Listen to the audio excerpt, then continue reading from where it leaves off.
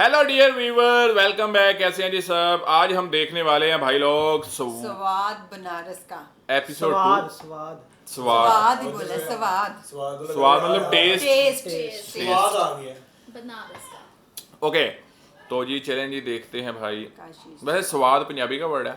Yes मज़ा, स्वाद, हाँ जी। टेस्ट, जायका, जायका उर्दू का लज्जत।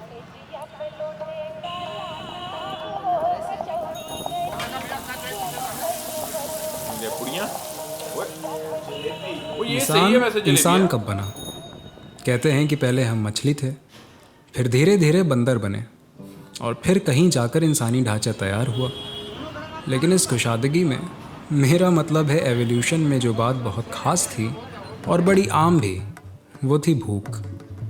पहले पेड़ पौधों से काम चलाया, फिर ज़रूरतों के साथ साथ भूख भी बढ़ी तो शिकार करना सीखा, और फिर कुछ ऐसा आविष्कार हुआ जिसने हमें पूरी तरह इंसान बनाया। आग।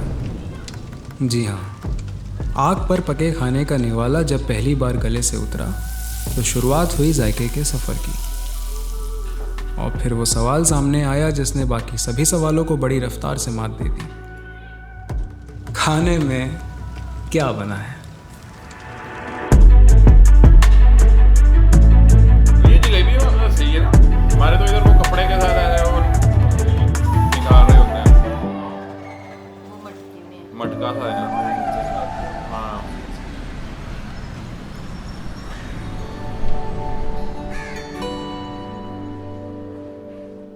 बनारस का इतिहास जितना पुराना है उतनी ही पुरानी है यहाँ की भाषा, यहाँ का अल्हड़पन। बनारस के लोग आपको बातों में ऐसा उलझा देंगे जैसे कढ़ैया में जलेबी, और फिर सीरे में डुबाकर ज़ुबान का यूँ इरशाद होगा कि सुनने का लुत्फ़ दुगना हो जाएगा। लेकिन जहाँ मैं नाश्ते के लिए पहुँचा था वहाँ लोग अक्सर गालियाँ खाने आते थे। सुबह बनारस का आगाज़ हुआ चाची कचौरी से। चाची 1915 से चली आ रही इस कचौड़ी और जलेबी की दुकान को अब तीसरी पीढ़ी संभाल रही है। यहाँ जलेबियों के जिम्मे बैठे पोते साहब ने बताया कि दादा के गुजर जाने के बाद दादी ने पूरा कारोबार संभाला, लेकिन दादी की एक आदत काफ़ी मशहूर हुई। यहाँ पे देखिए, जब दादी थी तो गालियों से स्वागत होता था लोगों का। लोग चिढ़ाते थे, जिसे जैसे दादी अब आप ही आए, अब देख रहे दादी बैठी हुई है, कुछ बोल नहीं रही है, तो आप चिढ़ाएंगे ना। अरे दादी गाली देती, तुम सही हो गए, ऐसे गाली देती थी, चाहे कोई भी हो। राजेश खन्ना आते थे गाली सुनने, क्योंकि यहाँ जलेबी जो है ना वो गालियों से लपेट के दी जाती थी एकदम। चाशनी तो रहता ही था उसमें, लेकिन वो जो दादी की जो गाली लपेटती थी उसमें ना, वो और भी मीठी हो जाती थी। वो मोहब्बत आज भी है, उसी मोहब्बत को देख के लोग आते हैं आज।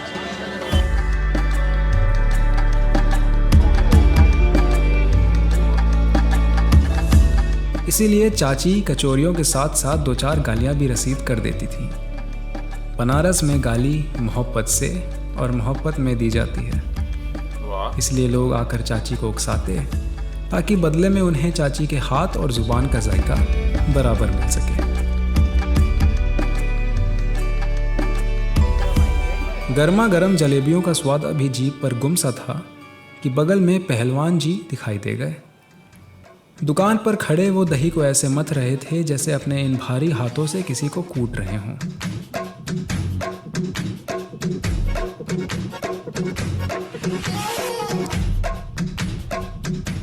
सफ़ेद कुर्ते पैजामे में तगड़े मगर नरम दिल पहलवान जी लस्सी मुस्कुराते हुए हर बढ़ते हुए हाथों को थमा रहे थे। मैं भी भीड़ से जूझता हुआ आगे पहुंचा तो मिट्टी के बड़े से कुल्हड़ में दबादब भरी छलकने को तैयार लस्सी मेरे नसीब में आ गई। लेकिन इसे संभाल रखा था रबड़ी की गर्म चादर ने, जो ऊपर से पहलवान जी ने डाल रखी थी।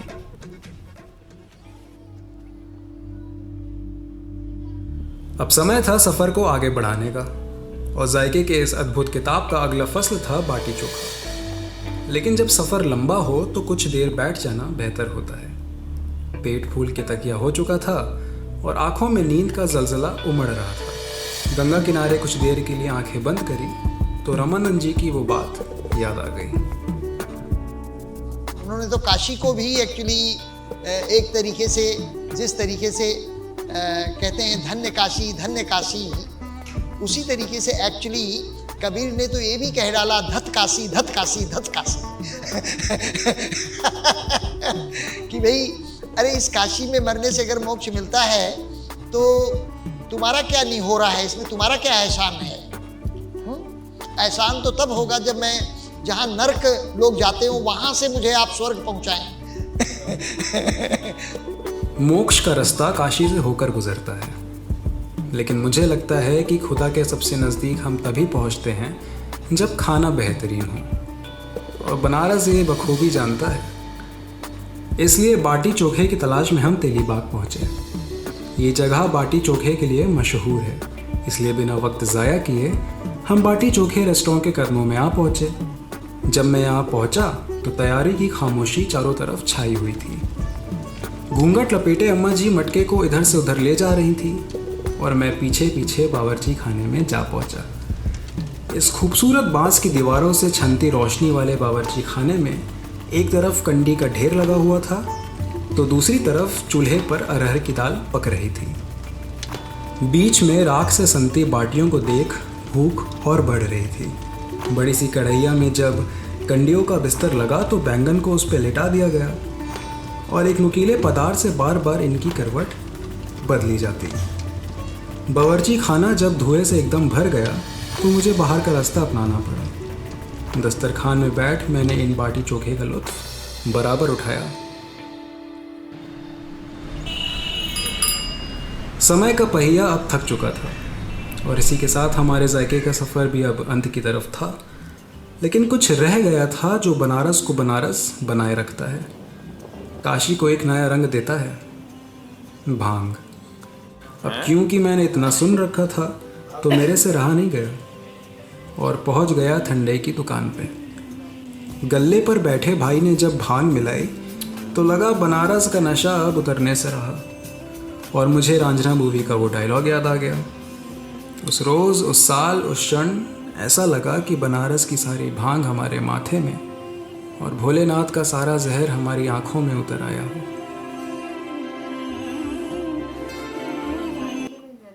हाँ इजीली। क्या? लेकिन एक चीज़ है कि भांग का नशा जो कहते हैं वो बड़ा अजीब सा होता है। बड़ा होता है। अगर आप हंस रहे हैं तो फिर हंसते ही जाना है, हंसते ही जाना है। सुना है वैसे सनी कभी ट्राई किया है? रियली? एक दफा मैं सरदाई में डाल के पी थे, फिर हंसी जा रहा था, मैं हंसी जा रहा था। तुम्हें कैसे पता? अच्छा बंदा होश में होता है? नहीं, बंदे को पता होता मैं क्या कर रहा हूँ, वो अपने आप को कंट्रोल नहीं कर सकता। अच्छा। उसे पता मैं जो कर रहा हूँ, मुझे सब कुछ याद भी है, मुझे बाद में पता भी रहेगा कि मैंने यही किया, पर मैं अपने आप को कंट्रोल नहीं कर सकता, मैं कर ही जाऊंगा। लेकिन कहते हैं कि ठंडी होती है। हाँ होती ठंडी है, इसकी तस्वीर ठंडी होती है। अब मैंने हमारे सारे दोस्तों ने पी थी तो तकरीबन मेरा जो दोस्त था उसके पास साइकिल खड़ा था, साइकिल स्टैंड पे लगा हुआ है, वो चलाई जा रहा है मैं हंसी जा रहा हूँ। दूसरा एक नहा रहा था, उसने अपने वो पानी डाला, वो पानी डालना शुरू हो गया, अपने वो पानी डाली जा रहा।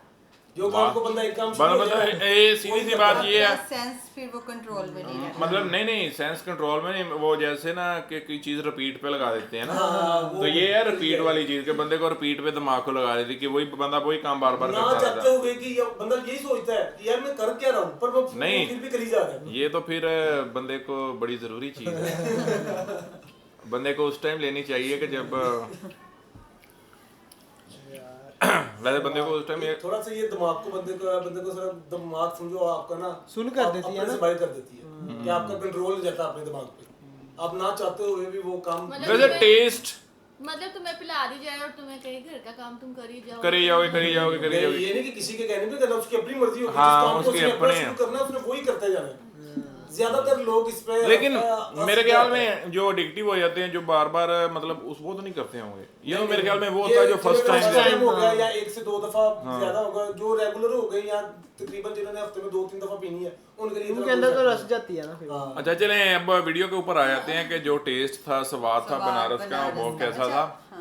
वो जो किचन वाला था ना, उसका नहीं मुझे समझ आई कि वो जो गोल गोल उसके ऊपर रख रहे थे वो क्या था, कोई मुझे वैसे जलेबी निकालने का तरीका बड़ा उनका अच्छा लगा पर कि वो मटके में निकाल नहीं जा रहे। पर सबसे ज्यादा जो अच्छा टेस्ट था ना वो दादी की गालियों का। हाँ चाची की गालियाँ। चाची की चाची चाची दादी हैं। गालियों का। चाची की गाली। कचौरियाँ और जलेबियाँ और गालियाँ। अच्छा पता है गाली- लेकिन वो ये शॉप गाली का किस नाम तो चाची का था ना, चाची की कचौरी, लेकिन वो चाची अब दादी उनकी दादी बन चुकी थी ना जो भी काम कर रहे हैं। तरह- तो तीसरी पीढ़ी में आ गई है, तीसरी मतलब पीढ़ी में। 1915 से शुरू हुआ। 1915 से उन्होंने ये काम स्टार्ट किया था। मतलब कैसे टेस्ट बच्चे होगा है। अगर चाची दे रही है ये खा नहीं चाची बस मैं खा खा बोझ खा बोझ।